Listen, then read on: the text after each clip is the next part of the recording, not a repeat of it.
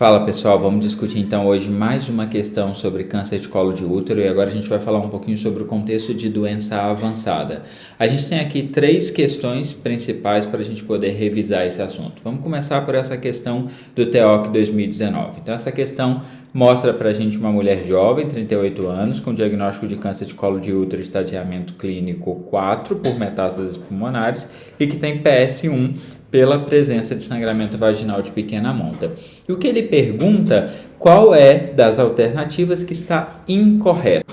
Nós vamos analisar com cuidado todas as alternativas. A alternativa A fala que a adição de inibidor de angiogênese e a combinação de cisplatina com paclitaxel impacta em aumento de sobrevida global e que isso foi demonstrado em estudo de fase 3. Isso é um assunto muito importante, porque quando a gente pensa na utilização de bevacizumab em outros tumores, nós nos lembramos que na maioria dos tumores a utilização de bevacizumab impacta em ganho de sobrevida livre de progressão, mas não impacta em ganho de sobrevida global. Só que isso em câncer de colo de útero não é verdade. A utilização de bevacizumab em câncer de colo de útero leva a ganho de sobrevida global e isso foi demonstrado no estudo de fase 3, no estudo de GOG 240, um estudo extremamente importante, publicado no New England em 2014, principal autor o Dr. Monk, e que mostra aí que a utilização, que a adição de bevacizumab para pacientes com câncer de colo de útero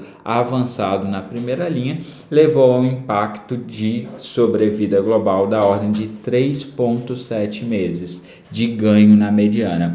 Ou seja, utilizar bevacizumab na primeira linha, sem dúvida nenhuma, é importante para essa população. Portanto, a letra A está correta. Vamos para a letra B.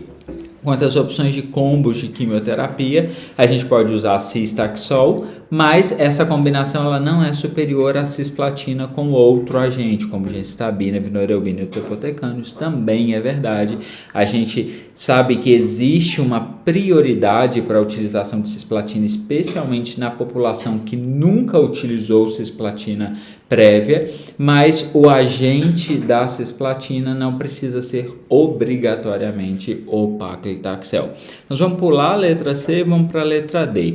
O acréscimo do inibidor de angiogênese está associado a maior incidência de fístula e hipertensão arterial, e a gente precisa lembrar então de quais são as principais toxicidades da utilização do bevacizumab, da utilização do inibidor da angiogênese, e o que a gente lembra como principal é basicamente a ocorrência de sangramento e trombose. Então o inibidor da angiogênese pode exacerbar. No rim, a gente tem que lembrar do desenvolvimento de hipertensão, é uma toxicidade muito comum na utilização de bevacizumab, e o desenvolvimento de proteinúria, que normalmente não costuma ser grave, mas precisa ser acompanhada, e lembrando das pacientes cirúrgicas, que o risco da formação de fístula acaba aumentando um pouco.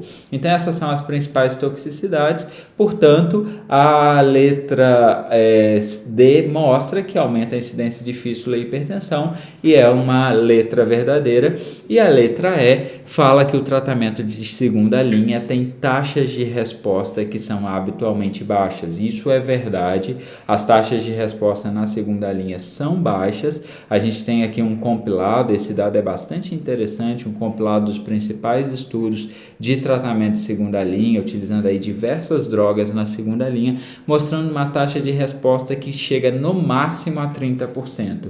Então, é um cenário onde o desafio de tratamento é muito grande para essa população. Então, nós vamos agora para a alternativa que é a resposta da questão, que é a alternativa C.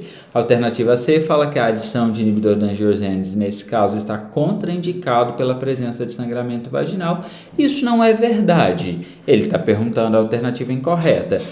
O inibidor da angiogênese pode aumentar o risco de sangramento, mas a paciente tem sangramento vaginal, ou seja, um sangramento possível que ela tenha, e é um sangramento de pequena monta. Portanto, não é uma contraindicação absoluta a utilização da medicação, e essa é a resposta nesse contexto. Sempre que a gente tiver dúvida, a gente vai ver as outras alternativas, entender o quanto as outras alternativas estão corretas ou incorretas e selecionar a melhor, e a melhor resposta resposta para essa questão, então, é essa. Então, essa é uma questão importante, porque permite que a gente revise aí o estudo GOG 240, da importância da adição de bevacizumab na primeira linha de tratamento das pacientes com câncer de colo de útero.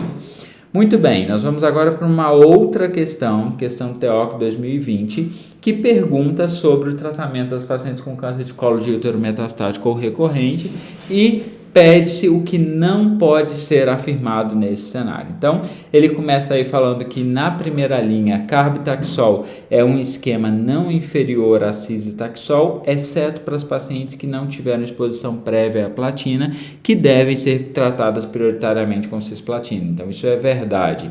Na população que não teve contato prévio com a platina, o tratamento de primeira linha deve ser feito, caso possível, caso não haja contraindicação formal à utilização de cisplatina, com cisplatina. A gente deve relembrar depois as contraindicações formais à utilização da cisplatina.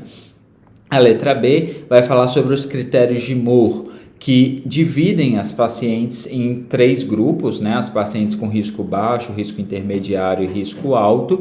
E os critérios de Moore, eles são muito importantes porque as pacientes que têm baixo risco pelo critério de Moore são as pacientes que derivam menos benefício da utilização do antiangiogênico. Então, isso pode ser aí um guia para a gente, para a escolha da utilização do antiangiogênico. Aqui a gente resume os critérios de Moore, são basicamente 5 critérios: descendente afro-americano, PS mais do que 0 a partir de 1, presença de doença pélvica, recidiva pélvica, exposição à platina prévia e recaída com tempo inferior a 1 ano. Se ela tiver 0 ou 1 fator, ela é considerada baixo risco. Se ela tiver 2 ou 3 fatores, ela é considerada intermediário. E se ela tiver 4 ou 5, ela é considerada de alto risco. Então, a questão fala aí que pelos critérios de Moore a gente pode dividir as pacientes nessas 3 categorias, e é exatamente isso que são esses os critérios de Moore. A gente vai então para a letra C. A letra C fala que, apesar do tratamento preferível de primeira linha ser cis-taxol associado ao beva, aos moldes do estudo GOG 240, não há nenhum estudo de fase 3 em segunda linha que demonstre ganho de sobrevida global para quimioterapia quando comparado à terapia de suporte, devendo, portanto, o tratamento ser individualizado nesse cenário. Essa é uma alternativa que hoje seria um pouco discutível, mas ainda assim ela estaria correta. A utilização de quimioterapia em segunda linha não impacta em ganho de sobrevida global, portanto não existia até o ano passado um tratamento padrão de segunda linha para pacientes com câncer de colo de útero avançado, até que nós tivemos no ano passado a publicação dos dados do estudo Cemiplimab, que consolidou ganho de sobrevida global na segunda linha para a população com câncer de colo de útero e, portanto, tornou a utilização dessa medicação como padrão para esse cenário. Mas Cemiplimab é uma imunoterapia, não é uma quimioterapia, o que faz com que a alternativa prossiga correta até os dias de hoje. Letra D, pacientes tratados inicialmente com quimio-radioterapia que apresentem recorrência de doença local podem ser avaliadas para cirurgia de resgate. Isso é verdade, a gente pode discutir a utilização de resgate cirúrgico nessa população, e as que vão ter melhor desfecho são aquelas que têm recorrência central, pequena e recorrência tardia. Então isso é verdade também, esse é um recurso possível. E a gente vai então para a última letra, que provavelmente é a letra incorreta da questão. Letra E, não há dados que respaldem a substituição de cisplatina por carboplatina na primeira linha em associação a taxol e beva, e isso é mentira. Nós temos aqui estudos mostrando a possibilidade, sim, da combinação de cisplatina com paclitaxel e bevacizumab ou carboplatina com paclitaxel e bevacizumab na primeira linha das pacientes com câncer de colo de útero. Esse é um artigo do ano passado, e a conclusão é que não existe diferença de sobrevida global quanto à utilização de cisplatina ou carboplatina, lembrando somente daquele porém que pacientes que nunca foram expostas a agente platinante previamente deveriam receber preferencialmente cisplatina caso fossem cisplatina elegível, tá? Então a resposta da questão é a letra E, mostrando que essa era aí a letra incorreta. Resposta letra E, não há dados que respaldem. Na verdade, existem sim esses dados com esse estudo que a gente mostrou.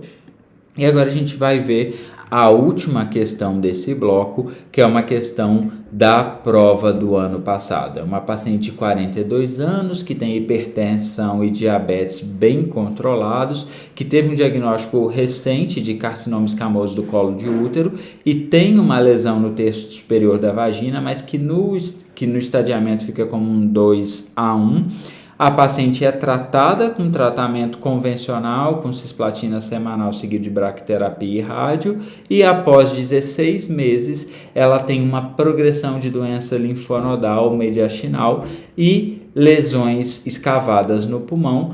Tem nessa ocasião performance 1 e biopsiou mostrando positividade para PDL1 com CPS de 40. Então ele pergunta qual é o tratamento padrão aos moldes da evidência atual. Ele começa aí pela letra A, carbo, Taxol e Pembro com ou sem bevacizumab, e a adição de Pembro ao esquema de primeira linha demonstrou ganho de sobrevida global e de sobrevida livre de progressão.